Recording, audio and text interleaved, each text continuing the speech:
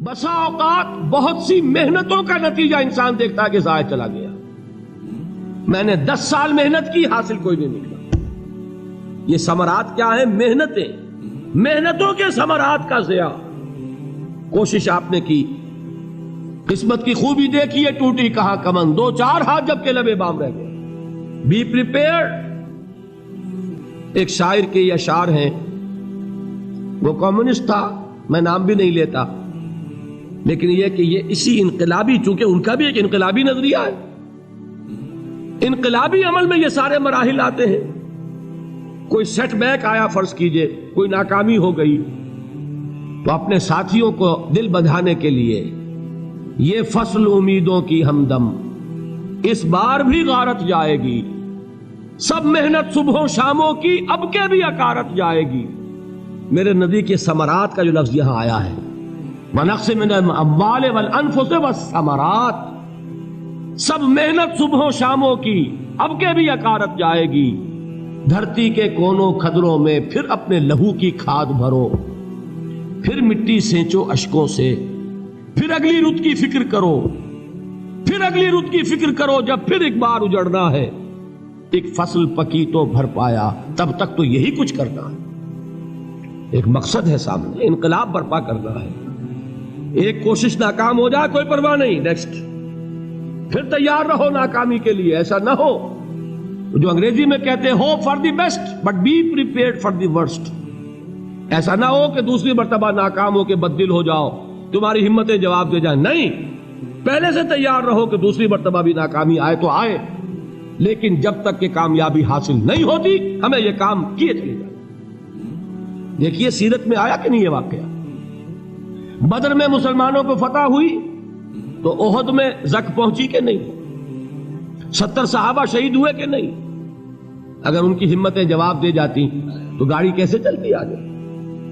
تو فرمایا وَلَنَبْلُوَنَّكُمْ بِشَيْءٍ مِّنَ الْخَوْفِ وَالْجُوعِ وَنَقْصٍ مِّنَ الْأَمْوَالِ وَالْأَنفُسِ وَالثَّمَرَاتِ. ہم تمہیں لازماً آزمائیں گے، خوف کی کیفیت سے، فقر و فاقے کی کیفیت سے، بھوک سے، جان کے نقصان سے، مال کے نقصان سے، محنتوں کے حاصل کے ضائع ہو جانے سے. وَبَشِّرِ الصَّابِرِينَ، اور اے نبی بشارت دیجئے صبر کرنے والوں کو. الَّذِينَ إِذَا أَصَابَتْهُمْ مُصِيبَةٌ، وہ کہ جب ان پر کوئی تکلیف آئے، کوئی مصیبت آئے، کوئی آزمائش آئے، قَالُوا إِنَّا لِلَّهِ وَإِنَّا إِلَيْهِ رَاجِعُونَ، وہ یہ کہیں کہ ہم اللہ ہی کے ہیں، اللہ ہی کی طرف لوٹ جانا ہے. یہ وہی انداز ہے جو میں نے فارسی کا شعر سنایا تھا آپ کو کہ سرے تسلیم خم ہے جو مزاج یار میں آئے. وہ ہمارا مولا ہے، ہمارا آقا ہے.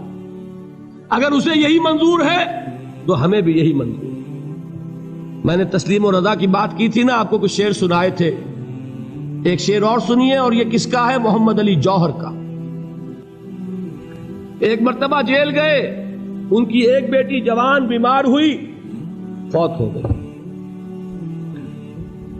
باہر چھوڑا انگریز نے، جاؤ بھائی دفن کر دو بیٹی کو.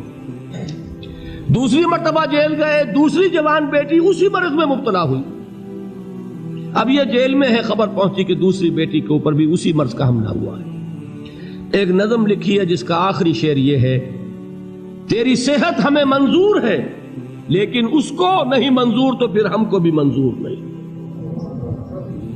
یہ ہے، جب تک یہ کیفیت نہ ہو اس میدان میں آدمی ثابت قدم نہیں رہ سکتا کہ میرے رب کو اگر یہ منظور ہے تو یہی مجھے منظور ہے، اور تیری صحت ہمیں چاہیے تو ضرور، لیکن ہمارے رب کو منظور نہیں تو ہمیں بھی منظور.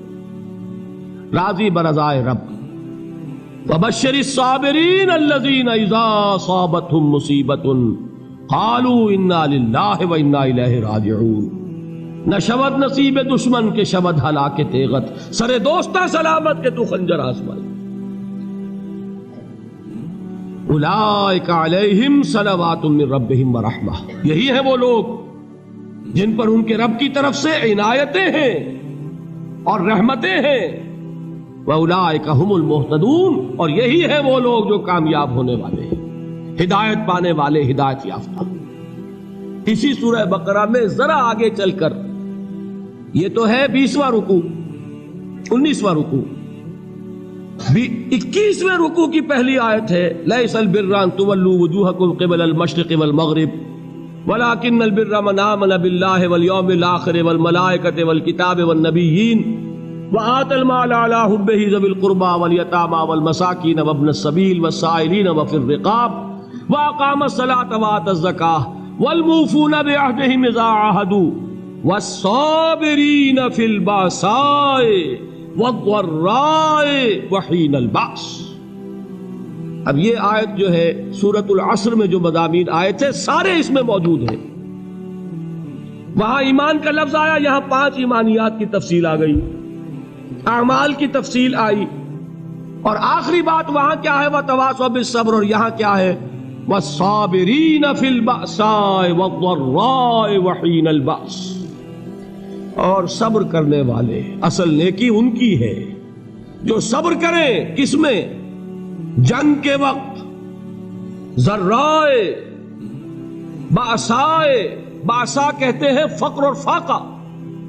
واحد آئے گا باس تو اس کے معنی جنگ، اور باسا جمع میں آئے گا تو فاقہ فقر بھوک. اور ذرائے جسمانی تکلیف، ضرر جسمانی تکلیفوں میں صبر کرنے والے، فقر اور فاقے میں صبر کرنے والے، اور جنگ کے وقت صبر کرنے والے. اولئک الذین صدقوا واولئک هم المتقون. یہ ہیں وہ لوگ جو صبر کرنے والے ہیں، یہ ہیں جو سچے ہیں، جو اپنے دعوے میں نیکی کے اور ایمان کے صادق ہیں، اور یہی وہ لوگ ہیں جو متقی. اگلی سورت ہے سورہ آل عمران. اس میں 2 لفظ آئے ہیں آخری آیت، یا ایھا الذین آمنوا اصبروا وصابروا ورابطوا واتقوا اللہ لعلکم تفلحون. دیکھیے یہاں صبر اور صابر جو تعلق جہد اور جہاد کا ہے وہی ہے صبر اور مصابرت. صبر ایک طرفہ عمل ہے، آپ جھیل رہے ہیں، برداشت کر رہے ہیں. صبر علی المعصیہ، صبر علی الطاعہ، صبر علی الابتلاء، یہ سب کیا ہے؟ صبر. اور مصابرت کیا ہے؟ صبر کا صبر سے مقابلہ. یہ سورہ آل عمران اب وقت نہیں ہے، میں آپ کو سناتا اللہ تعالیٰ نے کیسے کیسے مسلمانوں سے کہا. مسلمانوں تمہیں زک پہنچی ہے تو انہیں بھی تو پہنچی تھی. ان کے 70 نہیں مارے گئے تھے بدر میں؟ ان کے حوصلے جو ہیں وہ تو پست نہیں ہوئے، وہ اگلے سال آ گئے تم پر چڑھائی کر کے. تم کیوں اتنا برا مان رہے ہو؟ تمہارے دل اتنے زخمی کیوں ہو گئے؟ تمہیں تکلیف پہنچتی ہے تو انہیں بھی پہنچتی ہے. اپنی غیرت جو ہے ہمیں ذرا اس کا جائزہ لینا چاہیے. لوگ باطل نظریات کے لیے کتنی قربانیاں دے رہے ہیں، لوگ باطل چیزوں کے فروغ کے لیے کتنی محنتیں کر رہے ہیں. جیسا کہ میں نے ابھی کہا تھا، اسی غیرت کو چیلنج کرنے کے لیے، ذرا آپ کی حمیت دینی کو جوش دلانے کے لیے. قادیانی نوجوان کتنی تعداد میں اپنے آپ کو دین کے لیے وقف کرتا ہے، اور آپ کتنے نوجوان ہیں جو اپنے آپ کو دین کے لیے وقف کرتے ہیں، اور ہوں وہ کھاتے پیتے گھرانوں کے لوگ. یہ نہیں ہے کہ اگر کوئی اور کام نہیں کر سکتا تو پھر یہ ہے کہ وہ دین کے کام میں لگ جائے. باصلاحیت لوگ، کھاتے پیتے لوگ، ذہنی استعداد رکھنے والے لوگ، اونچے گھرانوں کے لوگ، وہ وقف کریں اپنے آپ کو دین کے لیے.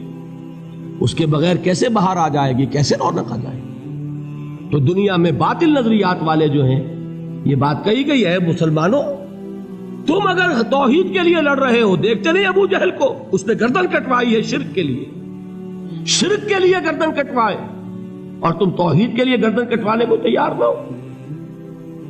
اس نے گردن کٹوائی کہ نہیں کٹوائی؟ اور کس طرح کٹوائی ہے؟ کیونکہ بڑا متکبر قسم کا، فرعون قسم کا شخص تھا. جب گردن کاٹنے لگے تو کہتا ہے ذرا نیچے سے کاٹنا، تاکہ جب تم نیزے کے اوپر چڑھاؤ میرے سر کو تو اونچا نظر آئے، معلوم ہو سردار کا سر. وہ بدبخت مرتے ہوئے بھی جو اس کی کیفیت تھی نا، اس کو ذہن میں رکھیے. تو یہ اس لوگوں نے قربانیاں دی، جانے دی. تو فرمایا اگر تم ان سے زیادہ قربانی نہیں دو گے، جو نوٹ کر لیجئے اس کو، مجرد اگر حق کو غالب کرنا اللہ کے ذمے ہو تو آنے واحد میں غالب کر دے گا، تمہیں تکلیف ہی دینے کی ضرورت نہیں. سمجھ رہے؟ کیا اللہ کے مقابلے میں کوئی باطل کی طاقت ٹھہر سکتی ہے؟ یہ تمہارے ایمان کا امتحان ہے، یہ تمہارے خلوص کی آزمائش ہے، یہ تمہارے امتحان کا ثبوت درکار ہے کہ اللہ تعالیٰ دیکھنا چاہتا ہے تم اس کے لیے اپنی جانیں قربان کرنے کو تیار ہو کہ نہیں، تم اس کے لیے تن من دھن لگانے کو تیار ہو کہ نہیں۔ اور یہ جان لو کہ اگر کفار اور مشرکین اور ملحدین اور باطل نظریات والے وہ جو کچھ قربانیاں اپنے باطل نظریات کے لیے دے رہے ہیں ان سے زیادہ اگر تم نہیں دو گے تو حق غالب نہیں ہوگا۔ انہوں نے جو صبر کیا ہے اپنے باطل نظریات پر، اگر تم اس سے زیادہ صبر کا ثبوت نہیں دو گے اپنے اس حق پر تو حق غالب نہیں ہوگا۔ اس لیے فرمایا یا ایھا الذین آمنوا اصبروا وصابروا، نہ صرف یہ کہ صبر کرو بلکہ صبر میں اپنے دشمنوں سے آگے نکلو، ان کے صبر سے بڑھ کر صبر کرو۔ ورابطوا، مرابطہ کہتے ہیں چوکس رہنا، ہوشیار، پہرا دو، ایسا نہ ہو کہ دشمن جو ہے غفلت میں تمہارے اوپر کوئی حملہ جو ہے کر بیٹھے۔